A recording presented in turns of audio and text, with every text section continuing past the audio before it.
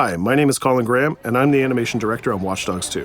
Today we want to give you a look at our free roaming demo and give you a more detailed look at the open world and the Bay Area. This video is recorded from an alpha build of Watch Dogs 2 running on PS4. In Watch Dogs 2, we've expanded our hacking tools to give the players more options. By tapping and releasing the L1 shoulder button, we can do a contextual quick hack on this person. If we want more hacking options, we simply hold the L1 button while focusing on our target. Now we can see that there's 4 contextual hacks available on this car. Using the L1 button in 2 different ways allows the players to have fast access to the most common hacks, but it also opens up additional contextual hacks. This gives the player more hacking options than before. We've also added a NetHack view to the hacking toolkit, which allows you to toggle a digital filter to see the world like a hacker.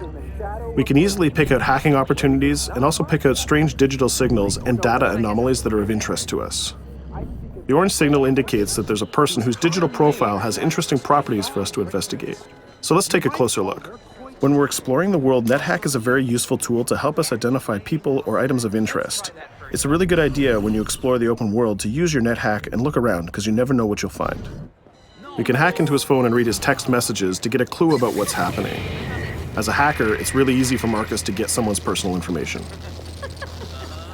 This guy's text messages indicate that he's experiencing strange behavior happening on his phone. He seems to think that it happens every time he comes to this exact area. Let's see what our DedSec teammates think about these strange signals. That felt like a rock star pose. Found something weird. Sweet! Get a picture. No, I mean, my MC catcher detector is going off.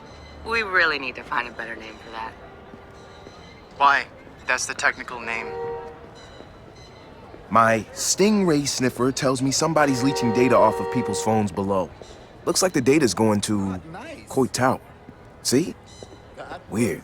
Weird indeed. Marcus has detected that there's an illegal Stingray box deployed somewhere around Coit Tower. We now have access to a new DedSec operation, and we can track it with our DedSec app. You can do any operation you want in the order that you want, as long as you've discovered it and it's in your DedSec app. With the NetHack, we can see the Stingray box is deployed all the way on the top of Coit Tower. But since the tower is closed, we're going to have to find another way to reach it. Hey, you still have a little on your nose. In Watch Dogs 2, Marcus has some custom-built toys to play with, so we can just deploy our quadcopter and fly it to the top. Coit Tower is an iconic landmark known for its great view. From here, you can see the whole city is accessible. You can visit landmarks like Sutro Tower, you can explore Golden Gate Park, or take a drive across the bridge to Marin. You can sail the bay on a sailboat, or you can visit Alcatraz, or maybe take a selfie with the sea lions on Pier 39. You can also travel across the Bay Bridge to Oakland, or take the freeway south to Silicon Valley. You can also take your time and explore San Francisco's diverse neighborhoods like Chinatown, Castro, or even the Tenderloin. With the drone, we can easily hack into the Stingray box and track its source. This one is operated by Greystrom, who are illegally installing these boxes all across the city. The open world is full of opportunities like this DedSec operation. All you have to do is explore the environment using NetHack and the profiler to find them all.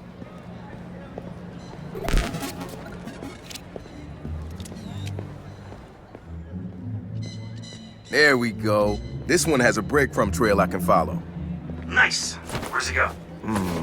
Looks like Greystrom set up a warehouse out by the piers. You wanna bet I can find some shady shit in there? Definitely some shady shit in there. We can open our smartphone and select the DedSec app to track this operation.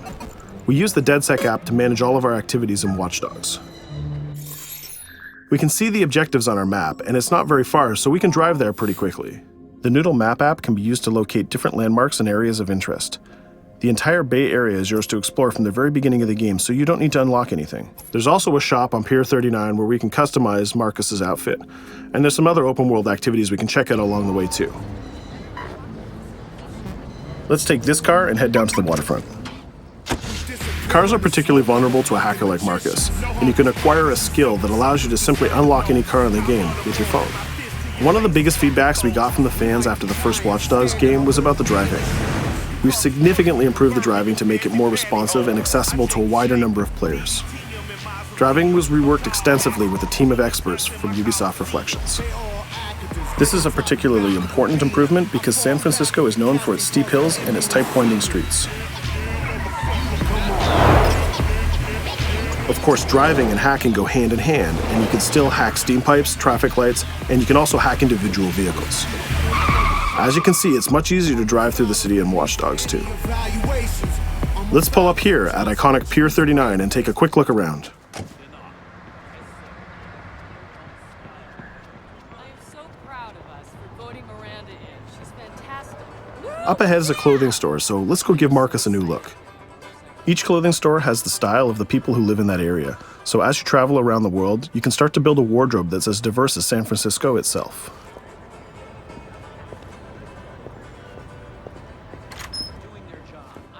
There are over 700 unique items of clothing that Marcus can purchase to wear, with over 1 billion possible combinations.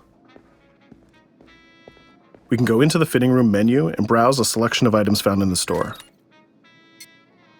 Let's start by switching up Marcus's jacket. Each item of clothing in the shop is handcrafted to fit Marcus's overall look. You can mix and match any pieces of clothing you want. You can change your hat, glasses, face mask, bag, shirt, pants, and shoes. There's some nice normcore hoodies in here, but I think we should go with the shirt with the giant skull on it. Let's take a look at what we got for shoes. Since people who come to Pier 39 are often tourists, we have styles of shoes that they would buy. We can go with these comfortable gator shoes or maybe some open-toe sandals. Or if you really want to make a statement, you can buy the awkward socks and sandals combo.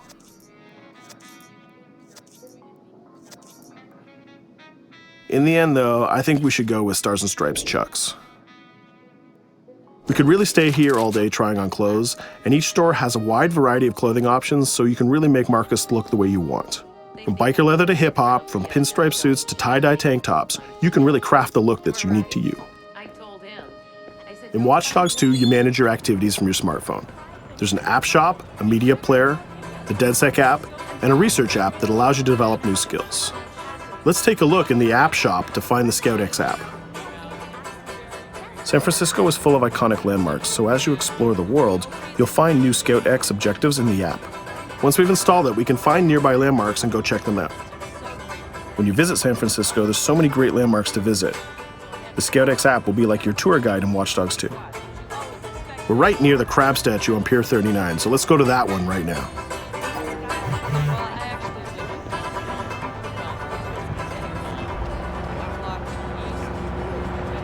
These tourists have the right idea. We'll just pop open our phone and select our camera and take a picture of this giant crab. Let's make it a selfie and use the California Vibe filter.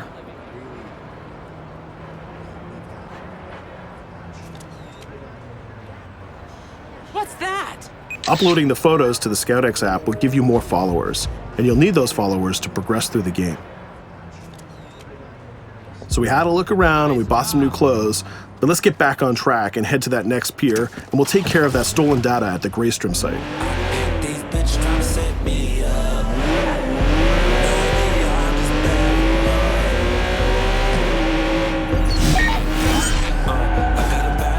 We can see the objective marker in our minimap, and it's also displayed in orange at the end of the pier. Let's park our car past the scissor lift and go scout the place on foot. Operations in Watch Dogs 2 are almost always a free approach, so you can go after the objective from any direction. Let's start by getting into cover and scouting our enemies and see if we can spot the objective. From there, we can make a plan of attack. We can launch our drone and scout the area. We can use our NetHack view to see that there are guards patrolling the rooftop, and the objective is in a small office. There are also some civilian workers that might notice us, so we need to avoid them too. In the NetHack view, we can see that the door is electronically locked, but it can be bypassed by a junction box on the lower level.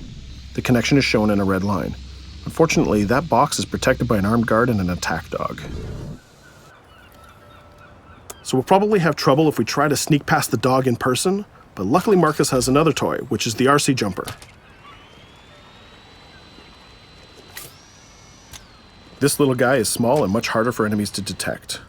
The RC jumper is another DedSec gadget that gives Marcus a different way to approach obstacles in the layout. The RC jumper has this cool little robotic arm that's been hacked into the body. This allows him to physically interact with objects and allows Marcus to stay safely hidden. Now the junction box is unlocked and we can open the door upstairs. We can hack that scissor lift that we passed on the way in and reach the rooftop.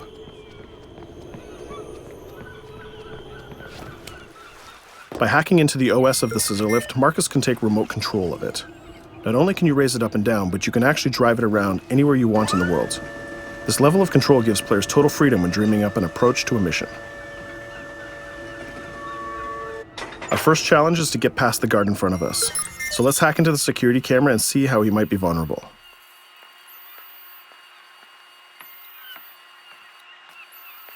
There's an industrial air conditioner unit that we can hack. We can set it to explode when the guard comes close, and we can hack it to attract the guard with a strange noise. The guard will go investigate the noise and walk straight into the trap we set. Shit. Does anyone know first aid?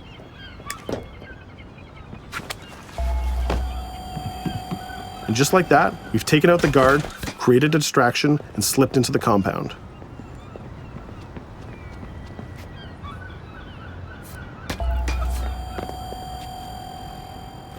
A more direct way to neutralize a guard is to use the non-lethal stun gun. Marcus has an array of non-lethal tools and techniques, and you can complete the entire game without actually killing a single enemy. Since we already unlocked this door with our RC jumper, we can just quick hack it to open it. Now we're in the room, we just need to install one of our custom DedSec boxes into this Bloom terminal, and we've completed our final objective. All that's left to do now is escape undetected. Each operation we undertake will give us more followers. More followers will allow you to take on even bigger operations. So let's get off this pier and explore a little bit more.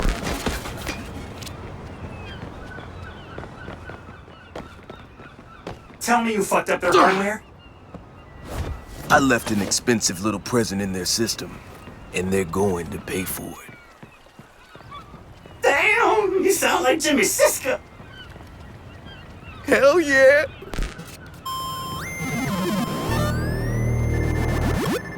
Up ahead, we'll notice there's another player hanging about. He's easy to spot because of the purple icon and the gamer tag over his head. In Watch Dogs, your game session can be seamlessly merged, and you will often encounter other players exploring the world just like you. This guy looks really friendly. We have an opportunity to join up and form a co-op party, so let's send him an invite.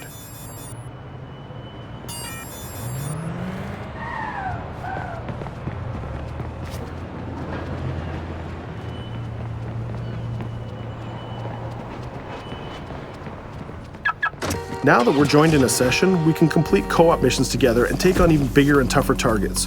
2 hackers are better than 1.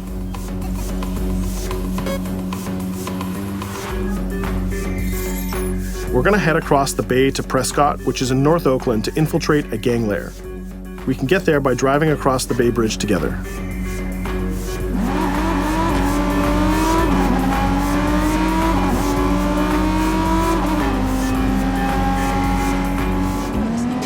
All right, we can see that we're in a much different neighborhood than before. This is Prescott, a subdistrict of North Oakland, and the location of our next co-op operation.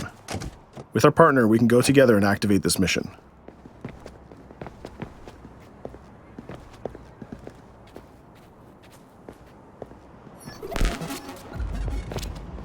Marcus, we have operations popping up everywhere. Some of them are 2 hacker jobs. Where you need me? Sending you the coordinates. And Marcus, it works both ways. When you need help, fire off a call and we'll send someone your way for the assist. This area is a free approach, so we can tackle it any style we want. Since we're now 2 hackers working together, we'll cover our partner from the sky and help him out with some well-timed hacks. We can distract this guard by hacking his phone, and our friend will take him down very stealthily. We'll continue to scout the area and find more lookouts, like this gang member on the rooftop. You can automatically tag them, and once they're tagged, both players can see them. Our partner is going to sneak up on the rooftop and take out this guard, and we can help him with some well-timed hacks. If we use a contextual hack on this transformer box, we can attract the guard. Our partner has an easy shot with his stun gun from that distance.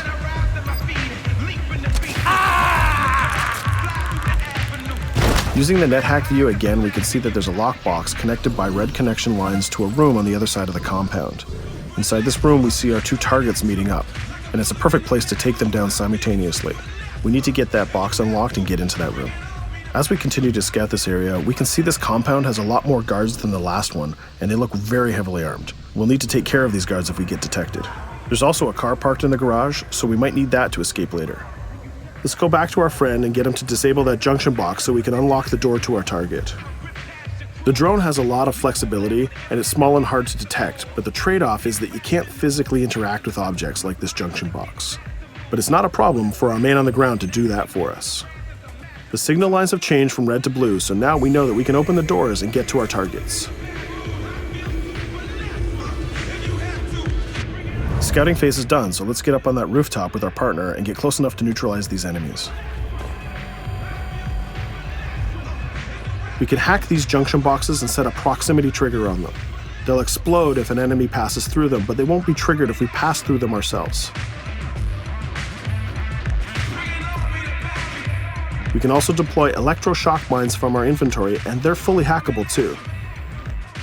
It's a good idea to leave traps for your enemies in case they try to flank you. Our partner is camped out by the door ready to rush into the room, but we're going to create a distraction first.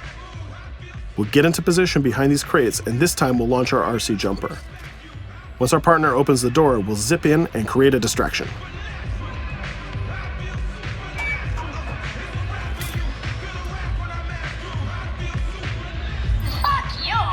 Our jumper has another feature too. It can launch foul-mouthed taunts and make people angry. Now's our chance. The gang leaders are distracted, so let's rush the room. This guy was pretty tough, but getting a thunderbolt to the face will ruin his day. Now we have his cell phone and all the evidence that we need. We just need to plan a way out of here. We can switch back to our quadcopter, which is hovering where we left it, and take a look at what's going on from the sky. We can see one of the guards is rushing up the stairs to help his boss, but our partner has that door covered with his DedSec rifle. There's another guard on the ground level who's alerted to our gunfire, so let's use a contextual hack on him. We've changed his profile to make a rival gang think that he's a police informant. The rival gang will come to this compound and take care of him for us. Things are heating up, so we're going to have to improvise a little bit. We can hack the car in the garage and reverse it away from the enemies so we can use it for our getaway. The rival gang just arrived and they've engaged in a gang war with the remaining guards. These guys aren't messing about. They're armed with grenades and body armor. We'll take some higher ground and use our DedSec 3D printed assault rifle to take them on. They're here somewhere. Find them. Hey, we lost us. Akko, we better leave it. There's still one guard left, so we can hack his headset, which leaves him vulnerable to a takedown.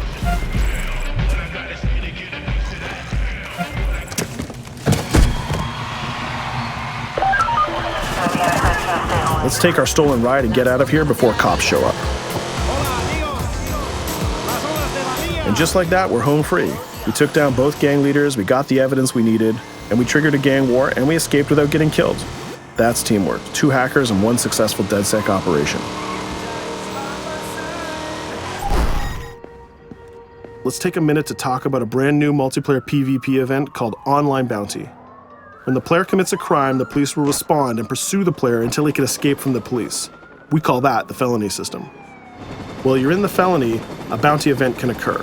A bounty event allows up to 3 other online players to join the pursuit and try to kill the player for as long as the felony lasts.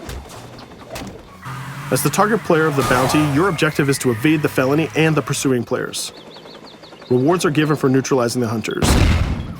And the objective of the hunters is to neutralize the target player. Bounty is a seamless PvP event that's triggered by your player style and how you interact with the police. If you are the type of player who's always in conflict with police, you'll have a higher chance of having a bounty placed on you. But if you can neutralize the hunters, you'll get additional rewards. I hope you've enjoyed our walkthrough of the open world of Watch Dogs 2, and I hope to see you online November 15th. Available November 15, 2016. Pre-order and get the bonus Zodiac Killer mission and outfit.